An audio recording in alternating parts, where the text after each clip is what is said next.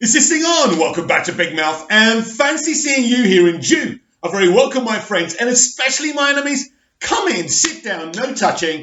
I don't do the touching. Hello and welcome to this week's Doctor Who show. Now you're right, there isn't a Doctor Who show every week. I haven't done it for a while, but we are back because I am back doing Doctor Who videos, and I have been for a while. Season 12 has at least motivated me to do that much, and you should all know I love Doctor Who. So on today's Doctor Who show, in order of appearance, we are talking about the BBC's reaction to that Graham and Doctor scene when the Doctor's talking about his cancer.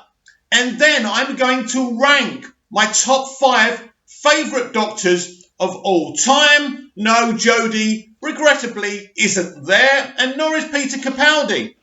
I love Capaldi, but there you have it. We all have different views, and if your top 5's different, that's cool. And then we will end this video giving some love and appreciation to Murray Gold, one of the best composers that's ever lived. So let's get started. Right.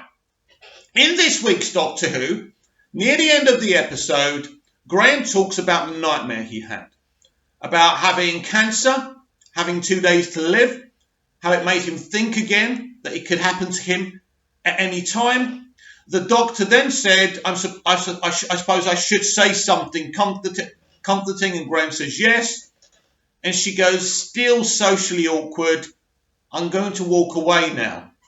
That's it. That's what happened there. I wasn't upset or triggered by this, but a lot of people found that Charlene, who wrote the episode, was trying to find a comedic moment when talking about cancer. And of course, cancer is no joke. Now, the BBC have responded to this. Now, as I say, I wasn't triggered or offended by this. Now, before I read this response, let's get one thing clear.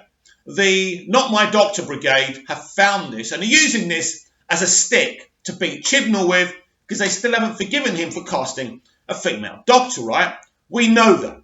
But it is a problem. It's a problematically executed scene, and there can be misunderstandings. But let's read this out. When Graham opened up to the Doctor about his fear of his cancer returning, her response was never meant to be dismissive. The Doctor's friend was scared, and we see her struggling to deal with the severity of the situation. The intention of the scene was to acknowledge how hard it can be to deal with conversations on this subject matter. When faced with these situations, people don't always have the right words to say at the right time, and this can often lead to feelings of guilt. By showing the Doctor struggling to find the right words, the intention was to sympathise with all those who may have found themselves in a similar position. Right. I think that response is problematic, and this is coming from a person who wasn't really triggered by that scene, but will admit that it was poorly executed. Let me say one thing. If you have to kind of explain what happens in a scene of TV or film, then you've got a problem, because you shouldn't have to. You shouldn't have to come out 2 days later and say, well, this is what we actually meant. It's stupid. It's ridiculous. How should they have responded?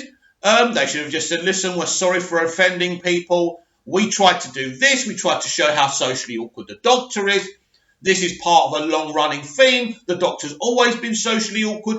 Of course, some Doctors are more sympathetic and empathetic than others. William Hartnell's Doctor was not very empathetic.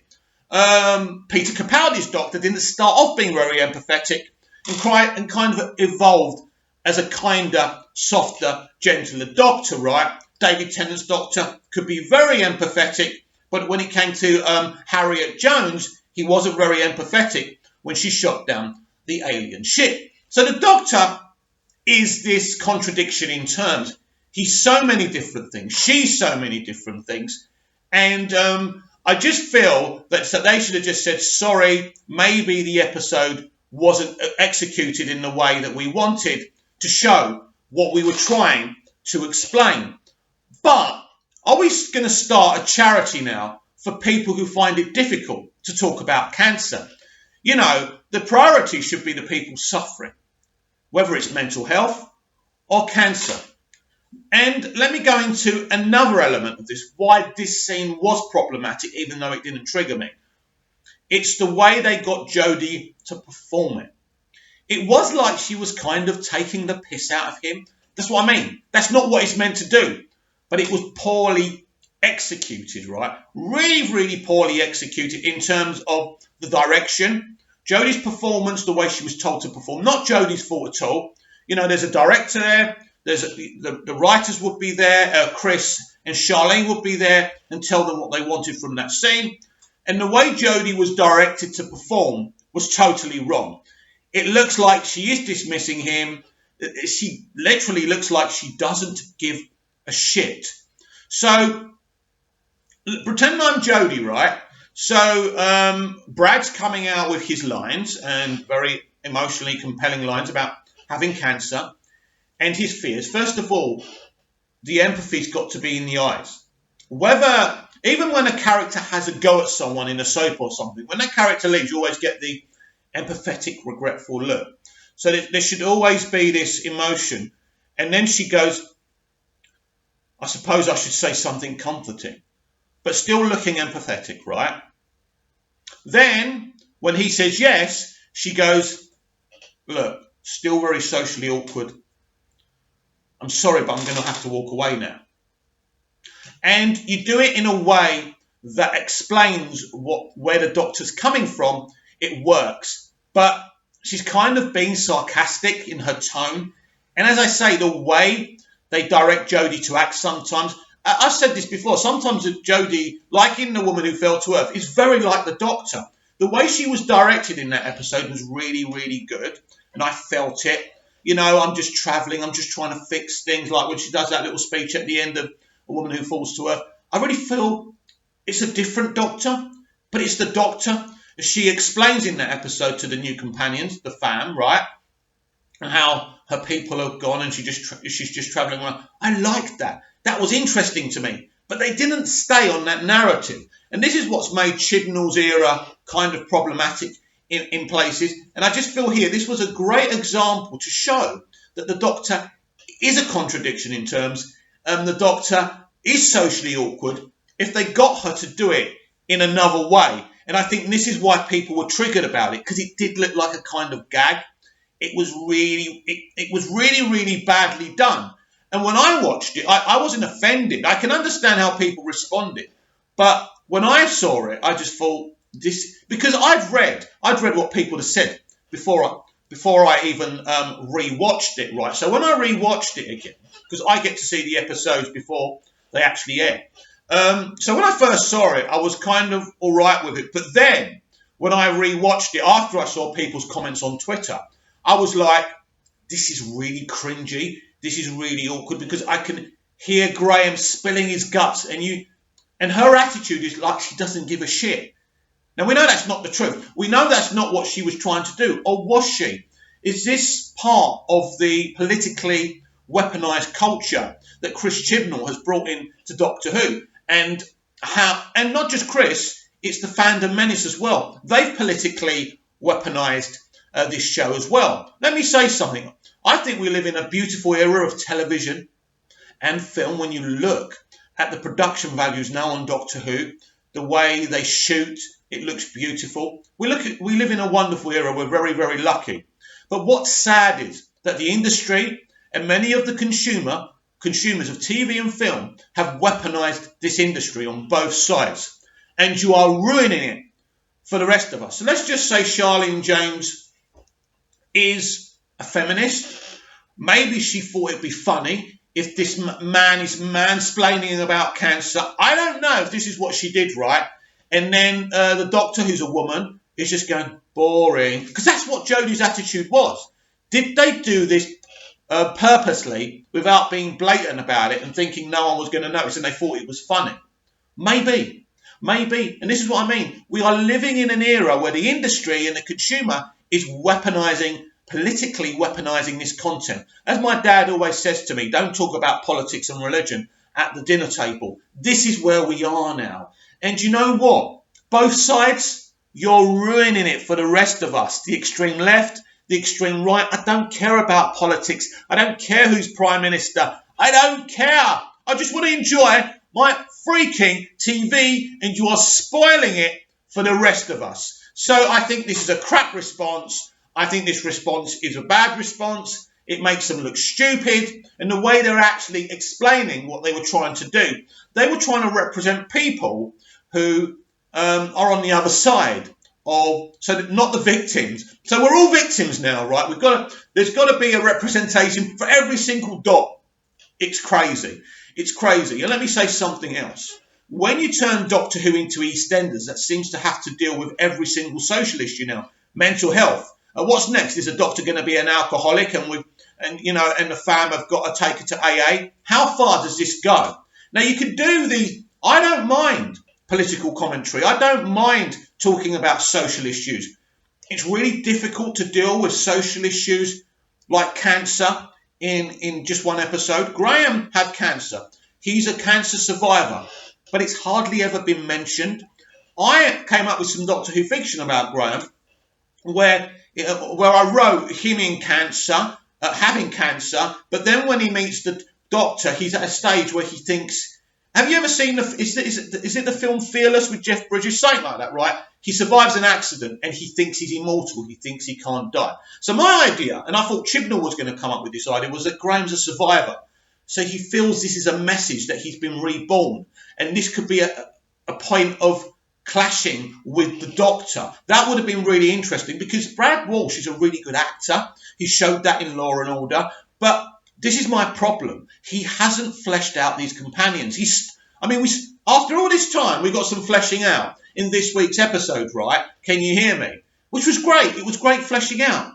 But potentially, he could be getting rid of all of these companions, and I think we need to talk about that. Closing this subject off, for now, I'd say it's a poor response. I wasn't originally triggered by that, but I am triggered by that.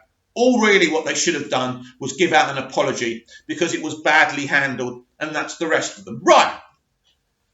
What about the companions? I read out to you what Amanda Gill said. I believe all three companions are going.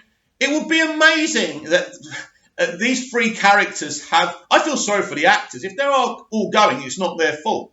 They have just not been given... What was it that Russell T Davies used to say? Actors love food and drink. Drama, great scripts is food and drink. And David Tennant sees it as food and drink. That goes for all actors, right? And they haven't been given enough food and drink. They haven't been given enough material. They are literally spare parts. And this week, as an afterthought, I know, let's give some fleshing out, which is great. So Yaz got some much needed fleshing out, but still it's not enough, and it's late in the game. And I feel they're all going. I genuinely feel that one or two will go in the finale and the other one will go on the New Year's Day special. It's not Easter, it's New Year's Day. Let me just tell you that now. But season 12 is much improved. That's why you've seen me be more positive. The arc is beautiful. The Master, it's a great version of the Master. And I'll tell you something else. I think the big mistake this season is not spreading the arc properly, right? What he's done is Spyfall 1 and 2, it's there with the Master. It's kind of referenced now and again, but then in Fugitive of the Judoon, it's all thrown at you. And we haven't really played with that since. A little bit. I just think when you've got such a good arc, right, and everyone's talking about it, use it. Not fully in your other episodes, but it needs to be there. Because another problem with Chibnall's era of Doctor Who is, as I've said before, it's very bland. And the standalones can be very, very bland. Nikola Tesla was a really good episode.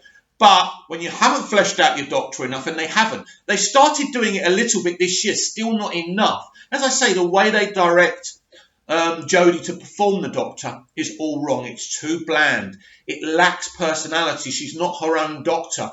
It's for someone like Chibnall, who knows Doctor Who, who's worked on Doctor Who, who's watched Doctor Who through his childhood, who spoke about Doctor Who as a young man. I mean, this is how he sees Doctor Who. And it's very bland and it lacks personality. And that's my issue with the Chibnall era. But I will give him credit. It is much better. I am looking forward to the finale. I think the finale will rock. but he needs, if he's going to stay on, and he's coming back next year, and apparently Jodie's coming back next year, more on that in a minute, he needs to breathe and inject more life into his characters. I do want new companions because I think he's not motivated to do anything, to give these actors anything. So I think definitely 2 or 3 will go. I think if one stays, it will be Bradley Walsh because of his connection on Law and Order. Now, the BBC had this big kind of sales pitch for buyers to buy Doctor Who and other stuff. And Jodie Whittaker was talking about her audition, how nervous she was. I don't believe you, Jodie. I don't believe you weren't going to get this job if you had a bad audition. You've worked with Chris Chibnall before. You were always getting this role. He didn't really look at anyone else. I think there was some brilliant women out there because that's what he wanted to do, cast a woman. And he chose you because he knew you and it was easy. And you were always getting the job. But I would say he obviously cast Jodie because he wanted a blander Mary Poppins type of Doctor. And unfortunately, that's what we've got. And I just want Doctor Who to survive this Chibnall era because I don't want it to go because of this. But we will see because they claim that this finale will change Doctor Who forever. Is that a good thing? Is it a bad thing? I don't know. I will give this season so far 6.5, 7 out of 10 because at least they've injected something. At least they're trying to do something with the Doctor. So I'm very excited to see what they do with the finale. Now it's time for my top 5 favourite Doctors. I'm going to rank them. I've written it down because I've actually gone a blank. How can you go a blank? You should know your favourite Doctors, Mick. Anyway, right. Actually, I'm going to change a few. Anyway, right. Here it is. Number 5, Peter Davison. Peter Davison was my first Doctor because when Tom Baker falls from a great height and the Watcher walks into him and becomes Davison, that's the first time I ever watched Doctor Who. Peter Davison captured my imagination. Who are you? I'm the Doctor. The Doctor of what? I'm the Doctor of everything. That just captured my imagination as a young kid. How can this geezer be the Doctor of everything? Wow! Tell me more about this character. Peter Davison was young, vibrant, because Peter Davison had a hard gig. He came after one of the most popular Doctors of all time, Tom Baker. I've gone back and watched Tom Baker. I can't really get into his Doctor. I really can't. It's like the same. Everyone loves Roger Moore, but I started watching Ian Ogilvy. That was my first Saint. So I always preferred him. He was younger, better looking, more dynamic. Anyway, forget about that. Most of you are too young for the Saint anyway. So yeah, Peter Davison is definitely my 5th. So what have we got here? Right. Number 4, I'm going for Paul McGann. Yeah, number 4 is Paul McGann. Many people hate Doctor Who the movie. I actually like it. I think it's a great attempt to revive Doctor Who. It's very Americanized, I agree. It's a bit sloppy in places, but it's really good. It's really good. I appreciated seeing Sylvester McCoy. Not my favourite Doctor, to be honest. But I thought he did a good job. And I loved seeing him change into McGann. They could have just started with Paul McGann. I suppose it would have wasted less time, but maybe they wanted to waste that time. But it was really good. Once Paul McGann becomes the Doctor, the acclimatising, when he first regenerates, who am I? I love that. And the music. So really, really love Paul McGann as the Doctor. He's a great actor, great screen presence. Love Night in the Doctor. Is it Night of the Doctor? Whatever it's called, the special they did before the 50th or during the 50th, that was really good. And actually, Moffat made a mistake. He shouldn't have bothered with John Hurt being this new Doctor we never met. They should have just put Paul McGann in it. They should have just allowed Paul McGann to be the War Doctor and have him in it. It would have been a great opportunity to see, as Eccleston didn't want to do it. And I'll talk about that as well when we get to the end. Because Eccleston didn't want to do it, or is that the case? I don't believe that's the case, but that was the official story. Why not bring in Paul McGann? Paul McGann, Tennant and Smith. Amazing. That would have been amazing, so I don't know why they didn't do it, and that's a bit disappointing. I love John Hurt. It was a great finale for season 7 and all of that, but McGann, Smith and Tennant together would have been brilliant. So Paul McGann is my number 4. So I've got a bit of a quandary with 3 and 2. I always loved David Tennant. I think David Tennant's era is beautiful. I think it really is. I'm putting David Tennant at number 3. I've changed my mind. Anyway, we'll talk about the next one in a minute. So let's talk about David Tennant. David Tennant is a really, really interesting Doctor. He comes after Christopher Eccleston. I didn't really embrace him as the Doctor as great as he was from the beginning until the last of the Time Lords, when he's that little kind of Yoda thing, what the Master does to him, and he shrinks him. When he rises up and everyone's saying, Doctor, Doctor, then he becomes my Doctor. He really is, as I've said earlier, the Doctor is a contradiction in terms. And he's a great contradiction. He really is, because he's this vibrant, good-looking, smiley, cuddly Doctor. But when he goes dark, he goes dark. And we saw this in the Christmas Invasion from the very beginning. Because, as I spoke about, not Margaret Jones, what's her name? Harriet Jones, that's it. Harriet Jones, MP for Flydale North, becomes Prime Minister. He basically makes friends with her in the first season when the Doctor is Eccleston. And then he deposes her because she shoots down the ship. But he doesn't just depose her. He literally implants something in her assistant's head, which spreads out to the rest of humanity. He does something very, very cruel to her.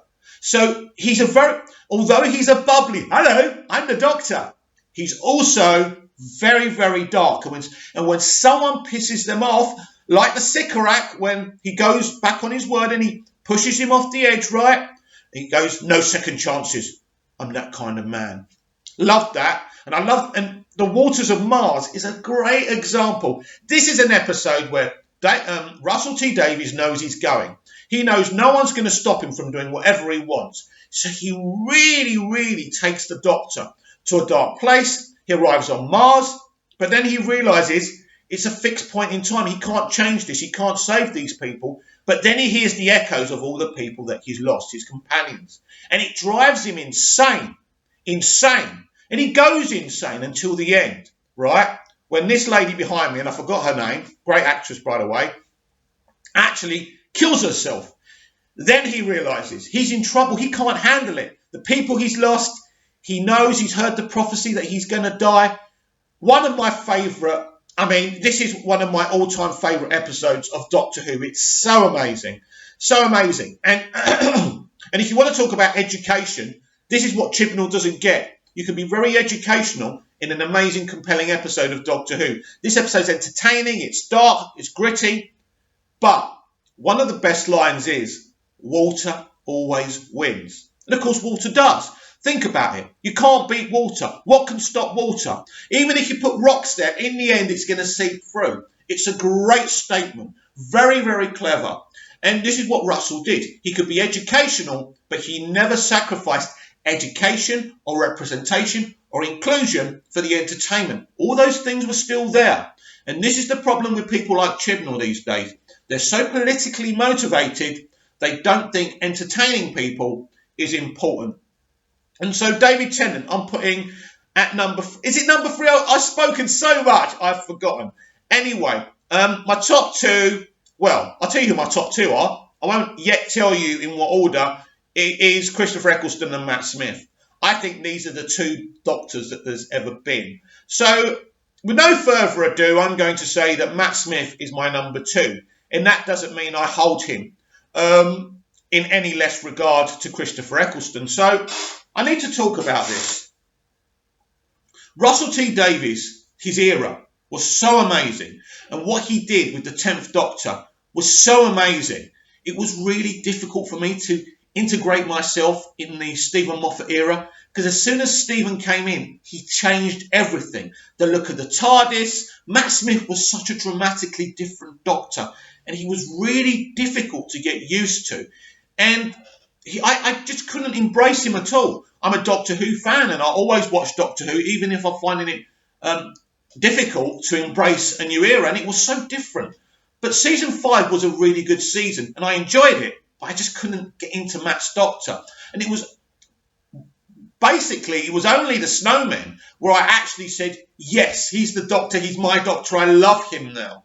And I tell you what, I was sad in the End of Time Part 2 when Tennant regenerates. And I'm just looking at him like that because I want to get one last glimpse of him. It was so sad so emotional.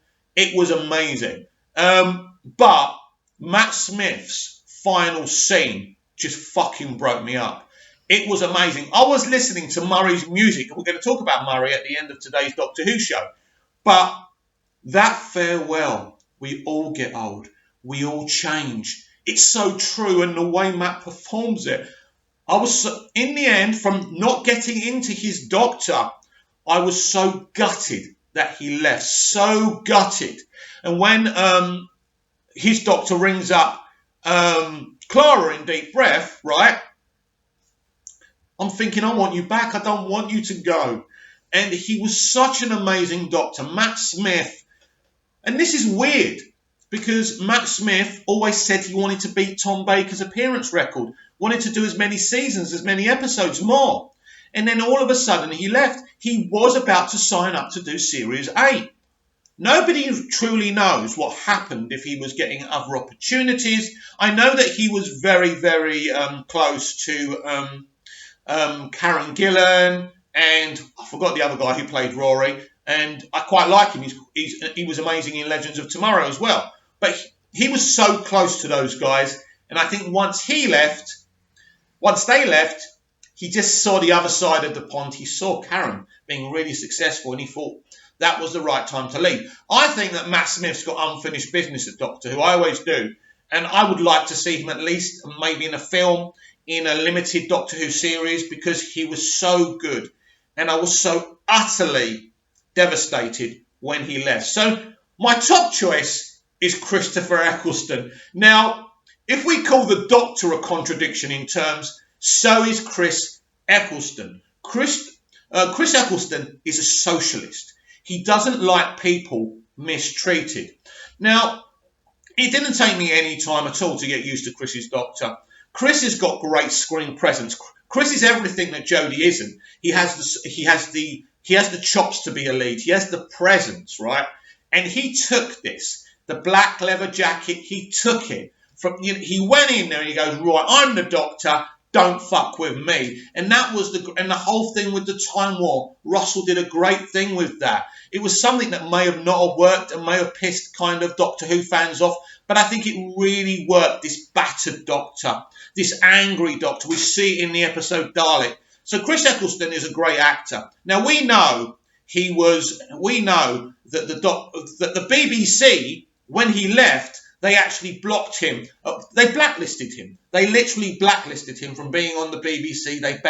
Basically, no one would touch this guy. He said it. He's been very honest recently and came out and spoke the truth. And we have to talk about why. Why? And this is why I think he didn't appear in The Day of the Doctor, because I think he was still blacklisted. And all this crap that Moffat came out with, love you, Stephen, as much as I do, and I respect you.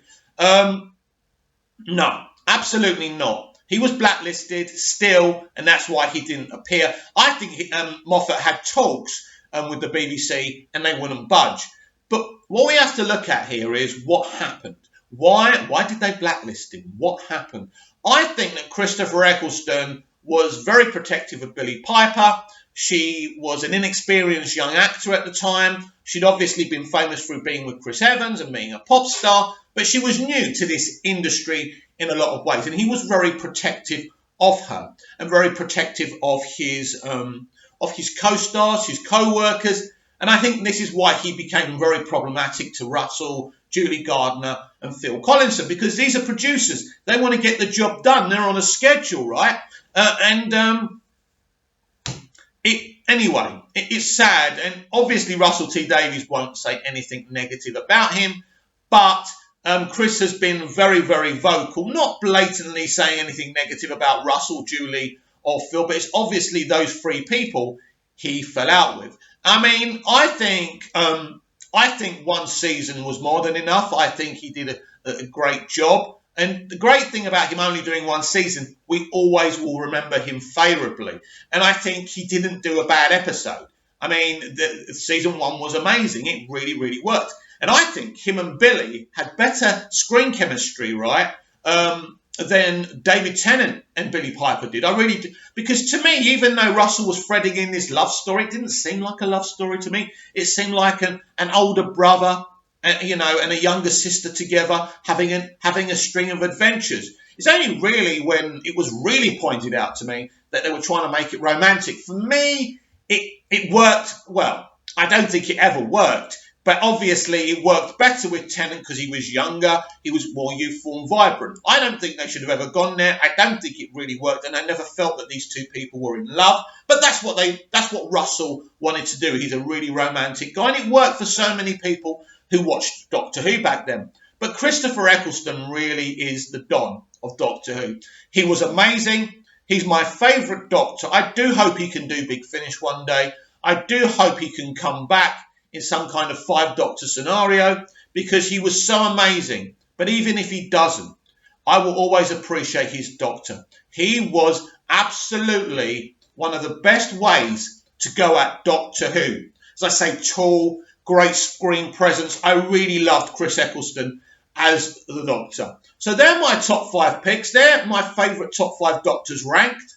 Give me your favourite 5 Doctors. They don't have to be the same as me. We can disagree and still be friends. I love this Doctor Who fan community. Sometimes the odd person's a bit, but most of you, I think, most of us are pretty cool. Right, let's show some much love that's, underrated love for Murray Gold, the composer who composed Doctor Who in season 1, 2, 3, 4, 5, 6, 7, 8, 9 and 10, right? But then Chris Chibnall came in and decided, I'm going to sack everyone, right?